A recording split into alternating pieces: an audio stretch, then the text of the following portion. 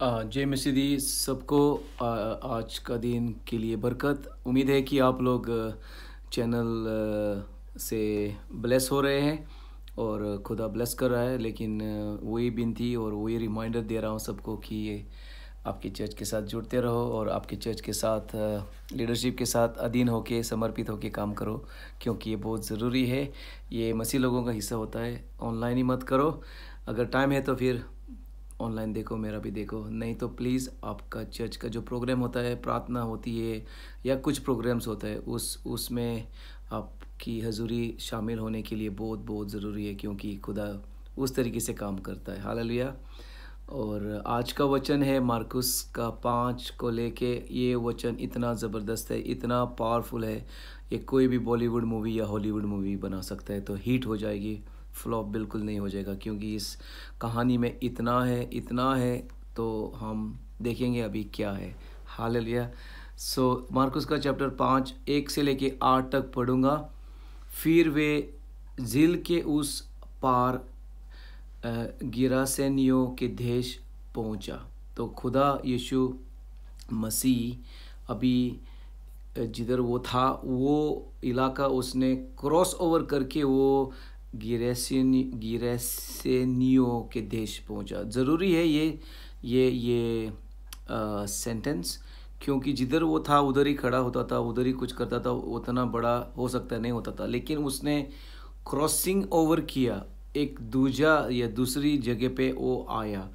और ये ज़रूरी है कि हमें आज एक दूसरी जगह पे जाना पड़ेगा अगर हमें बड़े बड़े चीज़ें देखने का है। तो फिर हम देखते हैं यीशु जब नाव से बाहर आया तो कब्रों में से निकलकर तत्काल एक ऐसा युक्ति जिसमें दुष्ट आत्मा का प्रवेश था उससे मिलने आया।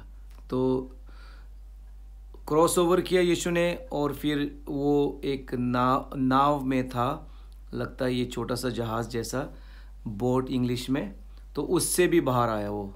देखो, ये दो चीज़ें ज़रूरी है कि अगर हमें कुछ बड़ा कुछ देखने का है तो ही फिर कुछ बन जाएगा। मैं हर टाइम कुछ ना कुछ ऐसी गल्ला करता हूँ कि कुछ ना कुछ बन जाएगा। हाँ, बन जाएगा, तो पक्का बन जाएगा। तो इधर देखते हैं हम कि एक युवती आया जो कब्र से बाहर होके आया। वहाँ कब्रों के बीच रहा करता था। किधर रहा करता था? वो घरों में नहीं रहता था। ये नॉर्मल सिचुएशन नहीं थी, इसकी हालत एक बिगड़ी हुई हालत थी। इतनी बिगड़ी हुई हालत थी, तो अभी हम देखेंगे कितनी बिगड़ी हुई हालत।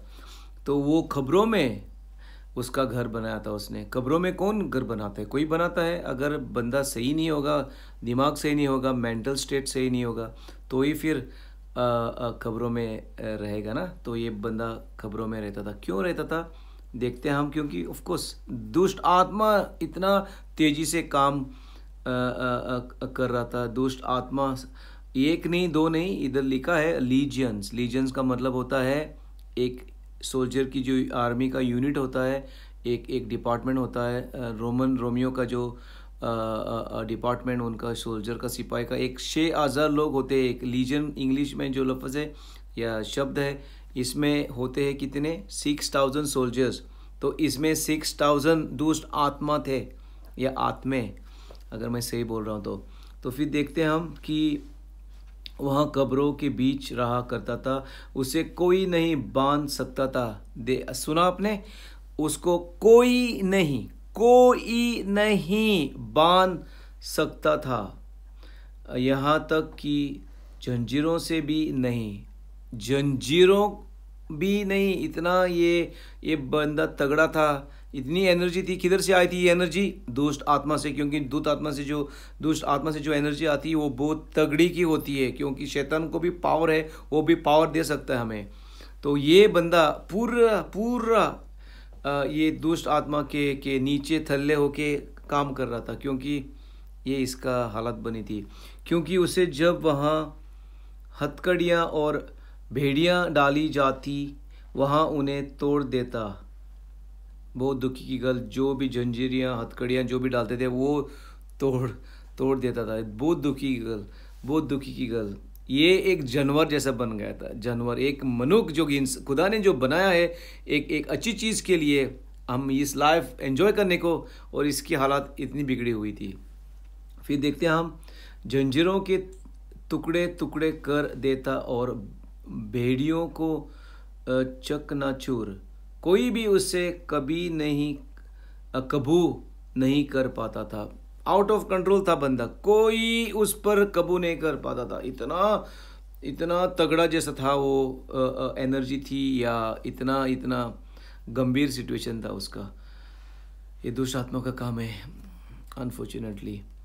और फिर कब्रों और पहाड़ियों में रात दिन लगातार वहाँ चीखता पुकारता अपने को पत्थरों से घायल करता रहता था। पहाड़ों में जाता था, उसका घर पहाड़ों में भी था, उधर वो चिल्लाता पुकारता था, जो भी इधर लिखा है चीखता पुकारता था। ये नॉर्मल जो आदमी होता है ऐसा नहीं करता है, सेना जो नॉर्मल जो होता है ऐसा नहीं करता है। और फिर वो उसको ही काटता था पत्थर लेके। इतनी हालत बुरी थी, प्रचार करने को भी दुख लगता है इसको लेके। लेकिन अच्छी बात आ रही है, अच्छा गुड न्यूज़ आ रहा है, हालेलुया, सब्र करो। उसने जब दूर से यीशु को देखा, वहाँ उसके पास दौड़ा आया और उसके सामने प्रणाम करता हुआ गिर पड़ा। हालेलुया। जब यीशु मसीह के पास हम आते हैं और उसकी प्रस्तीश और उसका हम प्रणाम करेंगे, तो फिर खुदा इतना ब्लेस करेगा। और फिर हम देखते हैं कि यीशु मसीह ने बस आयत 8 में, क्योंकि यीशु उससे कहा रहा था, ओ दुष्ट आत्मा उस मनुष्य में से निकल आ। हालेलुया। आज का दिन अगर आप कोई दुष्ट आत्मा के इन्फ्लुएंस के आप थल्ले हो या नीचे हो, या आपको दुष्ट आत्मा आज दबा रहा है, या दुष्ट आत्मा आपको तंग कर रहा है और लाइफ में कुछ सही नहीं बन जा रहा है, हो सकता है आप कोई हिस्से को लेके आपके लाइफ में आउट ऑफ कंट्रोल है, हो सकता है सिगरेट को लेके या दारू को लेके, या पैसे की कमाई उठ जा रही है, जो कमाता है वो उठ जाता है, फैमिली में कोई बीमार है, हो सकता है दुष्ट आत्मा का कुछ ना कुछ हो रहा है। आज का दिन जैसा यीशु ने कहा, ओ दुष्ट आत्मा उस मनुष्य में से निकला, तो मेरी दुआ है और मेरा हुक्म है यीशु के नाम से, जो आप पर जो दुष्ट आत्मा काम कर रहे हैं, जो जितने भी हो, लीजन्स हो या एक भी हो, यीशु के नाम से आज हट जाएगा। आओ बाहर और पूरी तरीके से छुटकारा दे दो सिस्टर को, ब्रदर को, जो भी देख रहे हैं, क्योंकि ये लाइफ चेंजिंग प्रचार है। क्योंकि यीशु मसीह में इतना पावर है। ये पहाड़ों में रहता था, चिल्लाता था, उसको बांधा रखा था, जंजीरों में था, वो कब्रों में रहता था और कोई उस पर काबू नहीं कर सकता था। इतना बंदा आउट ऑफ कंट्रोल था। लेकिन खुदा यीशु मसीह, सिर्फ यीशु मसीह को पावर है छुटकारा देने को और आज़ादी देने को, हमें चंगाई देने को। यीशु मसीह आपका और मेरा दोस्त है। अगर आप आज उसको पुकारेगा और विनती करेगा, हेल्प मी लॉर्ड प्लीज़, आज अच्छा ही कुछ बनेगा। तो यीशु मसीह को की तारीफ़ करो, प्रणाम करो और उसके सामने झुको, क्योंकि वो he is the best. God bless you. मिलेंगे दूसरे वीडियो में।